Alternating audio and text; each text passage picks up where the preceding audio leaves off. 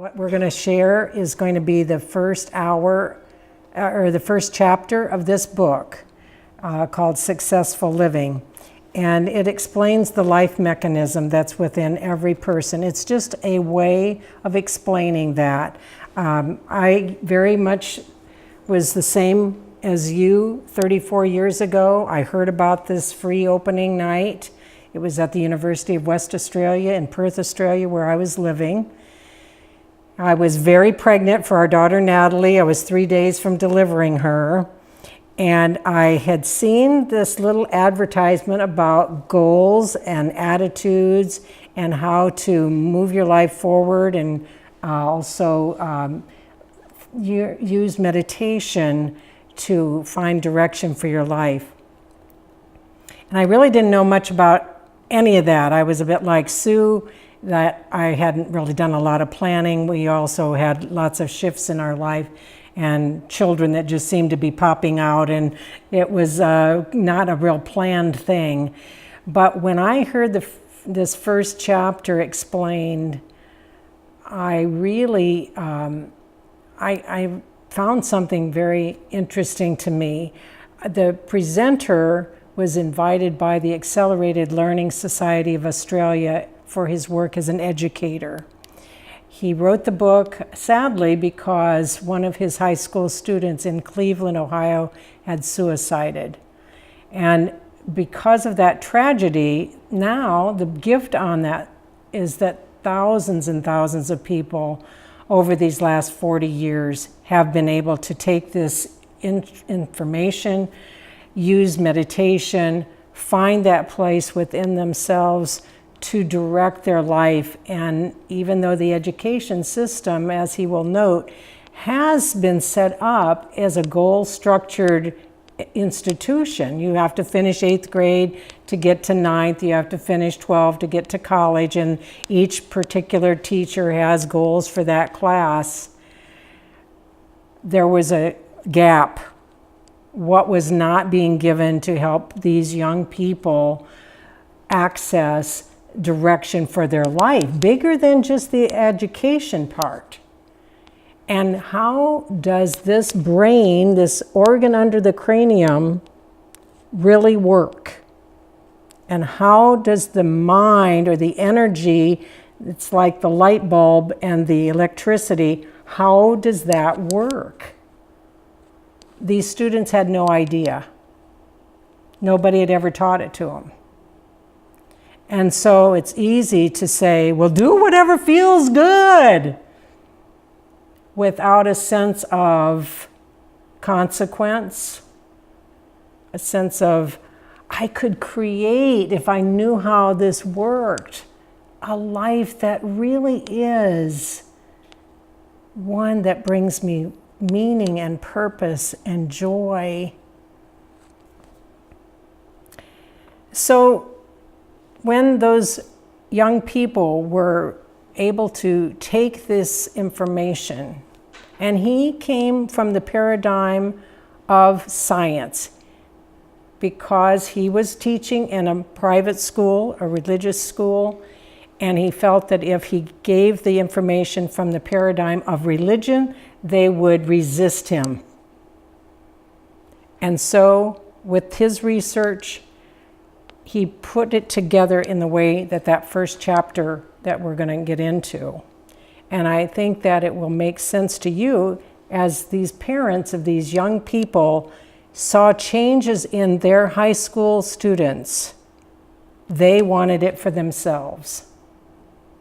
It went from students to parents to retreat centers to on the road to a book and then 2 other books. And he is 83 years young. He is a Roman Catholic Franciscan friar in Indianapolis with a hermitage, and he still just got back from Italy doing these workshops. He was in Russia, he was in Switzerland, he was in France in the last month. And with any luck, he's going to be here in late September and October, so pray for that, please. So this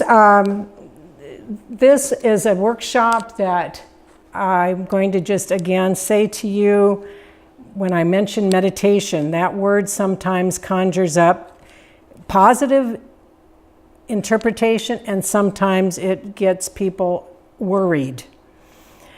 They may associate it with religion, with science, with spirituality. And I want to say up front that I'm not a theologian. However, I am trained and certified as a spiritual director. Some people would call that, in their traditions, spiritual companioning, spiritual advisor. Of course, I want to just say up front that all world religions have the belief that within each person is the real spiritual advisor. And I'm not directing anybody except to help person notice what is stirring inside of them. And I can say it was because of this workshop 34 years ago, when I learned about brain and mind, when I learned about different types of mental prayer called meditation or contemplation, that it led me to what I'm doing today and have done for a long time. So even the very name for a particular world religion for this higher power, some call it Buddha, Krishna, God, the light, higher self, higher power, true self. I call this inner presence God, because God is very personal to me. So it matters not to me what you call, but there is a place within us that wants to truly make possible the things that we are put on this planet for. Things like joy and peace and health and friends. And so I'm going to share what works for me, and I ask you to listen with ears that I listen with. When I come to any lecture like you're here, I come with my whole life package. Come with my values, my beliefs, my life experiences. When I'm sitting in there and listening, I'm wanting to know what will help me understand this life package. And so I take what they're telling me and I plug it in. And what doesn't help me do that, I just put it to the side. And I believe that each one of you is equally in that same place.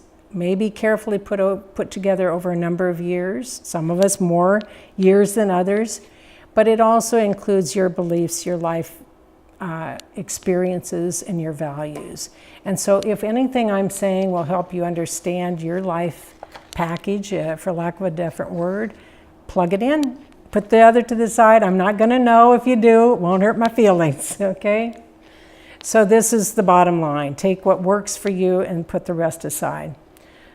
So when we talk about this first chapter, we're talking about, as I've said, this internal mechanism within each person.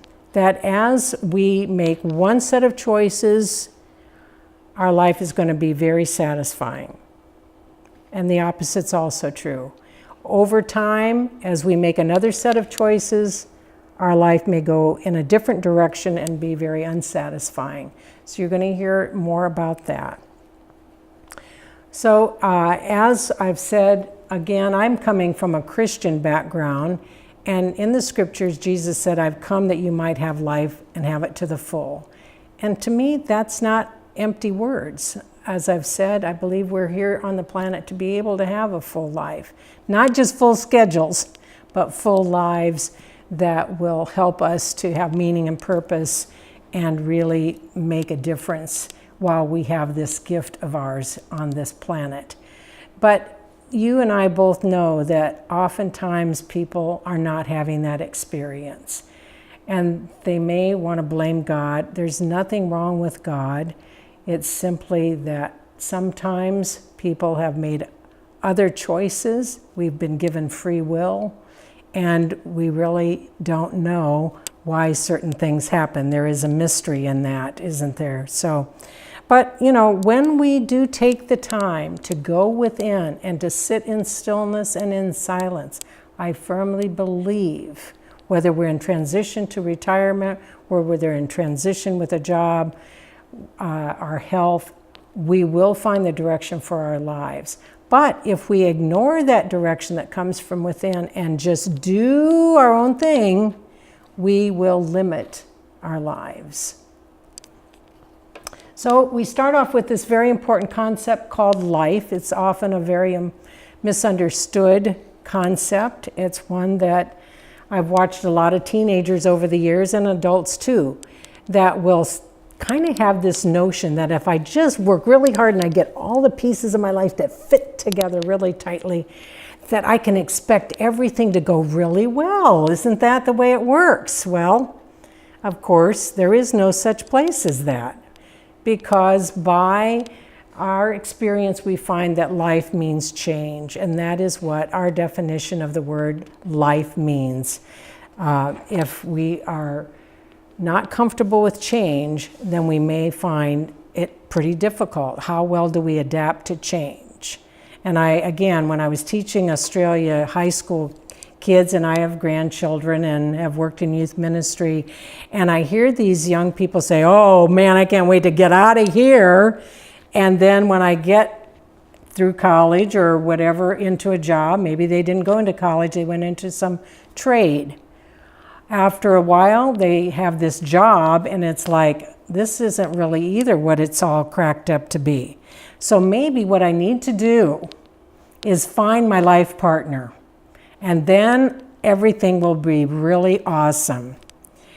And then, of course, they find out perhaps after those 18 months to 24 months and the honeymoon phase has kind of died down, that it isn't either all that they expected. So what happens next? Well, maybe when I have the children. And then, of course, there may be sleepless nights up and down. I got to buy the house maybe. Well, then they got the problems with the house coming. You get the point. Some would say, well, maybe when I get the third bathroom, that's when my life's going to be really happy.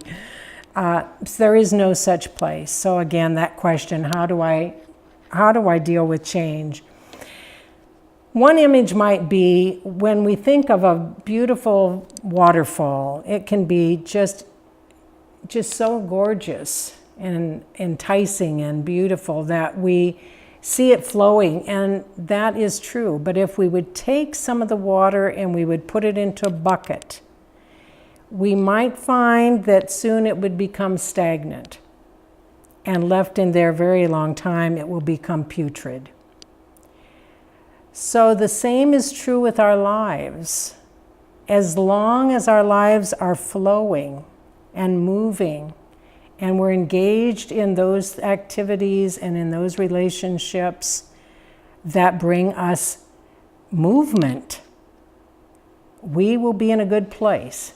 However, if we find ourselves in a rut and we keep digging that rut and staying stuck, what we're going to do when we keep at that, we're going to find mud, and we won't like that.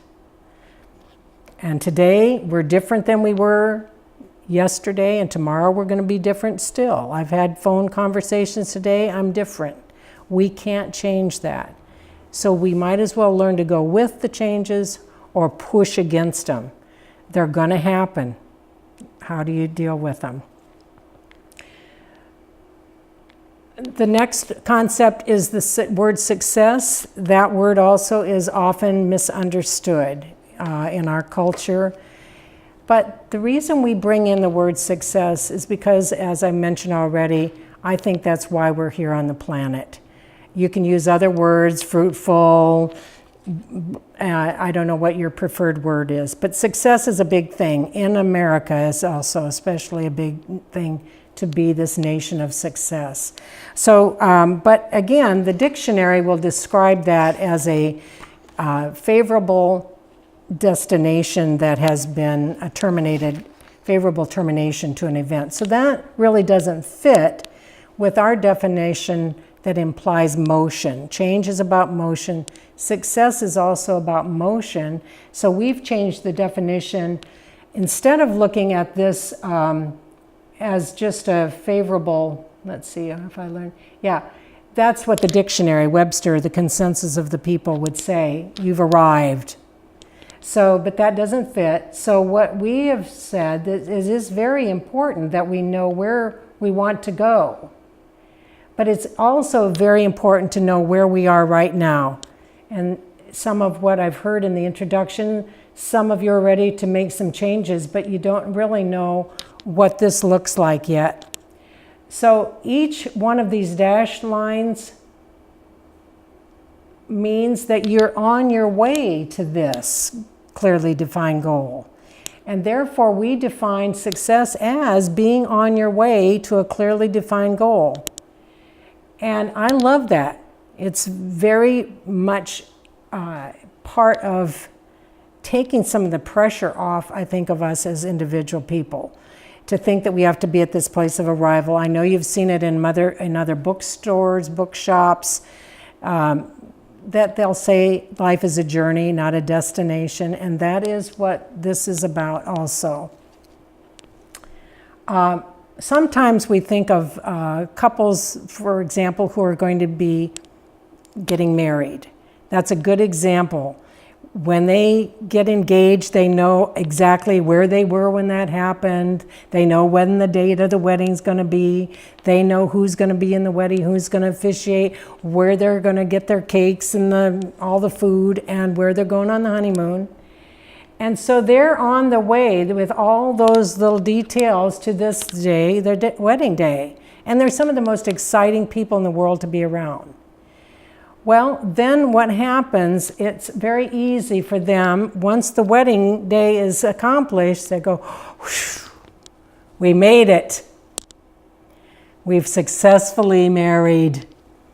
Well, but then unconsciously, of course, they may find themselves running into a pattern of get up, eat breakfast, go to work, come home, have dinner, watch a little television, go to bed. Get up, eat breakfast, go to work. You get the idea. And if it does sound pretty familiar. And this is to shake me up as well, because these are those kind of things. And if it doesn't kind of get in check, the same couple who were just so excited may find themselves in this place that they're very bored. And after an extended period of time, they may find they don't even like each other. So it's important that we end up having, a goal. How do we look at success? How do we measure success? There's only really one way, and that's our action. Actions speak louder than words. You've heard that said. If you're going to use a measuring stick to see if this is a successful employee, you can walk around with their job description and see if they're performing that. It's their action.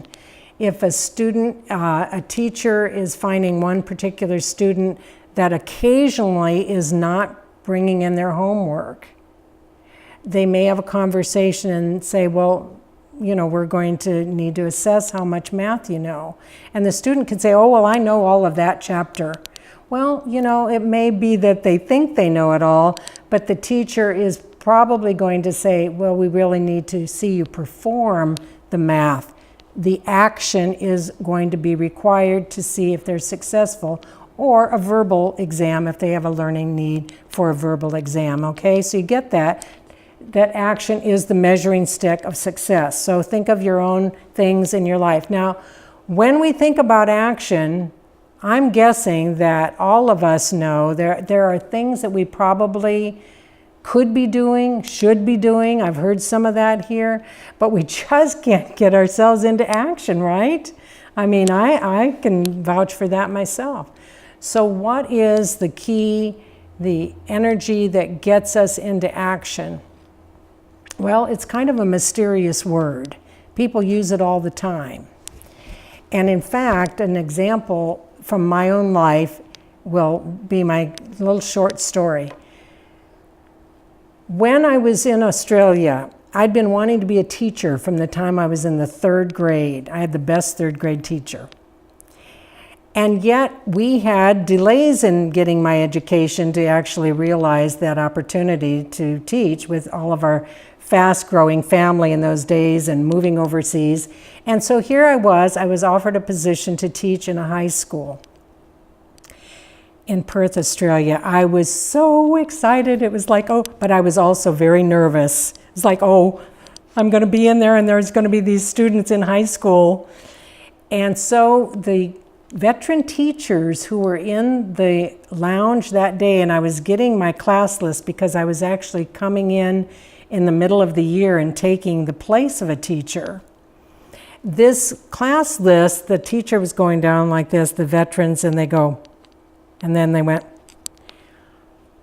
they're troublemakers. And already I was like starting to freak out a little bit. And they said, but no problem. All you got to do is motivate them. And I go, yeah, right. Oh, but how do you do that? How do you motivate them? Well, that's that mysterious word. This is just going back a little to being involved with our action. Again, we make mistakes. This is just a little thing that keeps us going. But the motivation is that word in which we find we are sometimes unsure of how we actually get motivated. And so the two things, though, that research has shown, there are two measurable commodities that influence motivation. And what are the things that we never give up on? You know, that little mouse is really ready for battle, isn't he? So what's going to get us motivated? So the first word is going to be goals. Goals is the end toward which effort is directed. Well, it's not rocket science, but what is important for us to ask ourselves is this an appropriate goal or an inappropriate goal? And only you can answer that. There'll be a lot more in the workshop about goals, a lot about that, and how do you find what is an appropriate and what's an inappropriate goal. So, but again, that most important question, is it appropriate or not? Then the second thing that's important in motivation is our attitude. An attitude is a way of looking at something, our focus. It's our lens out of which we look, a point of view. And again, the most important distinction regarding attitudes is, do I want a positive attitude or a negative one? That is going to really impact this word up here called life, how it works for us. So, you know, for example, two people, maybe one person is not allowed to eat red meat. So they go to a restaurant and they see all of this on their red meat selections. And they say, oh, but, you know, look at, they just have all this gorgeous, you know, this beautiful food, and I can't have any. And I really hate fish, and I hate chicken, and there's nothing here for me. And the other person, you know, who may have this situation, can actually look at the things with a different view. But first person doesn't even enjoy the company that's there because of what? Their attitude.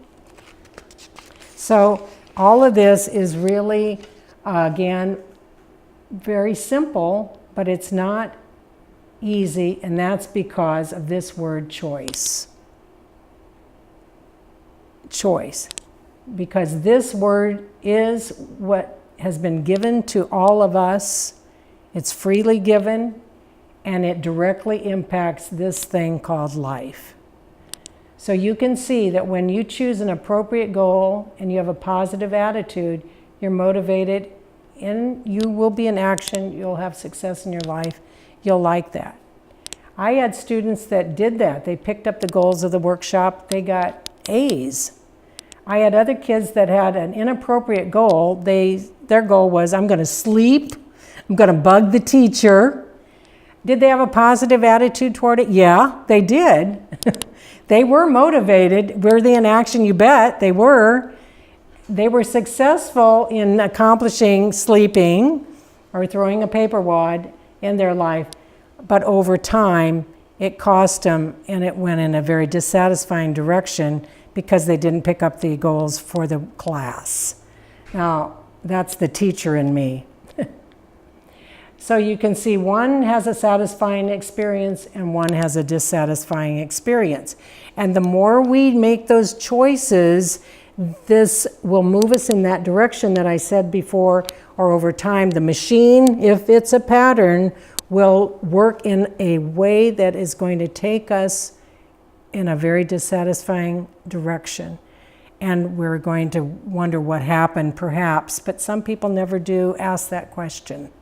They just can't seem to get out of the rut. And, there are people and ways to help others to get beyond that, I believe, if they're willing to take some time. So we've got a few minutes left. I wanted to just now go over again with this student that is over here on this side of things. Sometimes the natural reaction would be to blame someone. Well, it's that teacher. She doesn't know how to teach. Or that school stinks.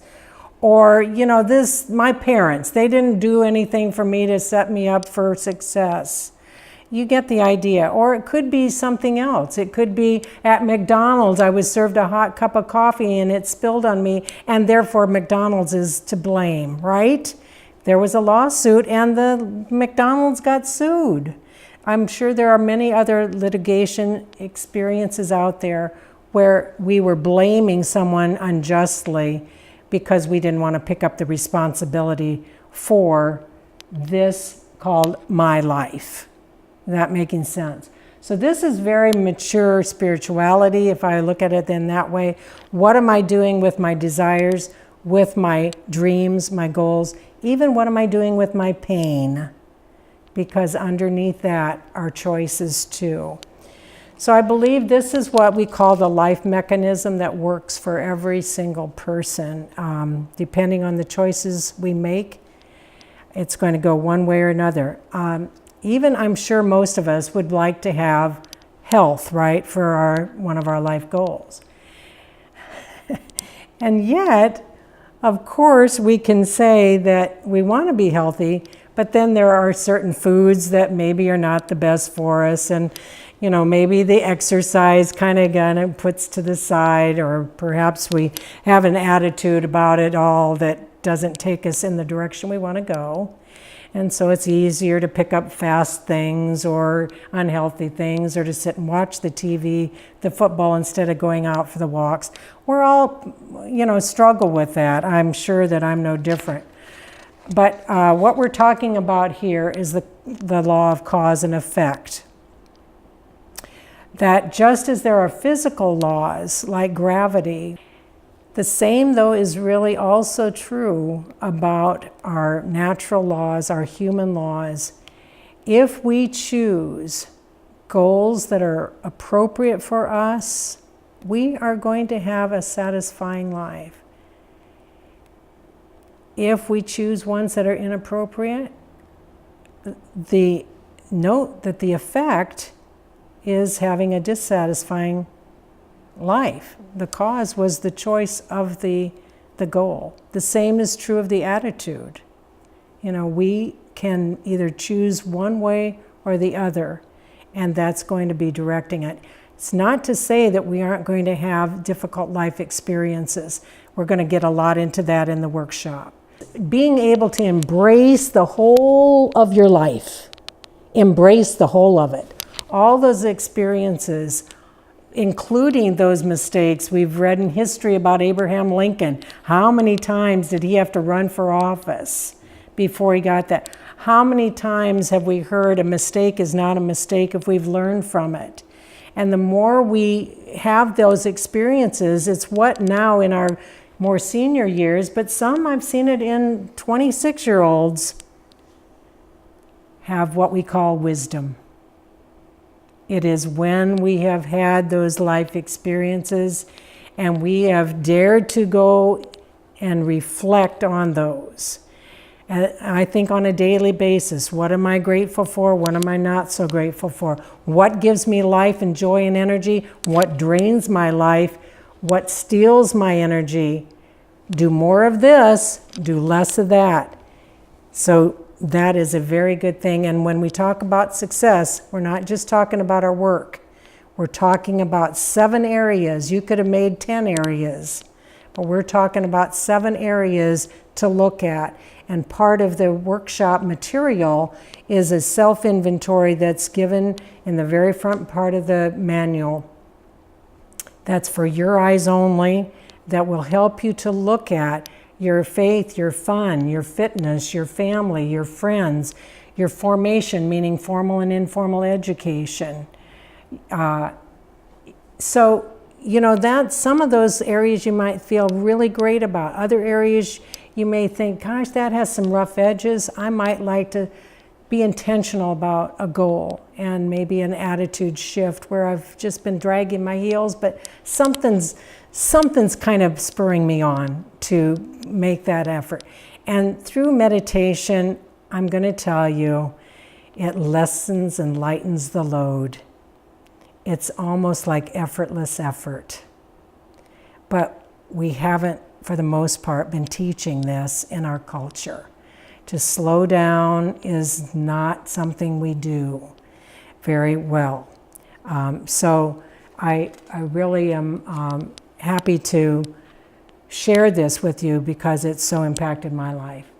So again, some of the things in the full workshop, again, to just expand on what we've said already. Choice is the controlling factor in our lives. Mental prayer or meditation helps you access your spiritual and higher self.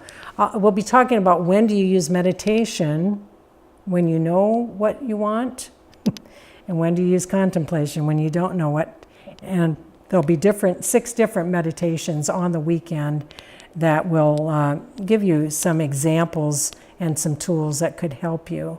And again, I've talked about the 7 major areas of life, how the brain and mind work together. Chris Curlin is part of the Center for Stress Management, and she is a licensed professional counselor. So she will often, in this workshop, do the 2nd hour on the brain and mind, which is very, very powerful, that really needs to be sunk in as we move and look at our lives and where we're going, and then how meditation fits into that at these altered states of consciousness of the brain waves. So again, that's part of that last bullet point. In that relaxed state of mind is where we can get clear direction for our life, choices, we can solve problems, we can eliminate or at least manage our stress a little bit better. Some people, I have just a couple minutes left, I find that in some cases traditional religious concepts don't fit in with what we've just explained with the life mechanism. So a theologian, again, I am not a theologian, but they may insist or prefer different language, and I want to just tell you how that could be seen in those kind of religious concepts. So instead of the word goals, they might prefer the word God's will. I think all world religions are going to say they believe that God, Krishna, Buddha, wants only for us what will enhance and bring us to a better place and to make a difference in the world. And so some might call that, what is God's will for my life? Again, if people are sitting in this place of connectedness that's within each person, they will find the direction for their lives. Call it God's will. I love that too. But it's not going to be like there's a megaphone being sent down from the clouds telling you, go to ASU to college or retire in Wyoming. It's going to come from a person connecting to their desires, their dreams, their spirituality, and what will bring meaning and purpose to their lives. that will bring them the greatest good and make a contribution. The word that we use for in more religious concept is the word faith instead of attitudes. So people of holy people of many different religious traditions, we might say, are people of faith, where they were able to have an attitude of positivity, to see the good in that person, to have a focus on the positive in a situation, even though it may be a very difficult situation in that country or in that family. They had an attitude, or we would say they looked with the eyes of faith to see beyond that which is looking pretty unpleasant at that period of time. So you're with me on that. Again, it's just a choice, and some of the language, our terms have been more from a scientific point of view. So I want to thank you for coming tonight. I really hope that you take something away with you in this period of time, and be around to answer questions.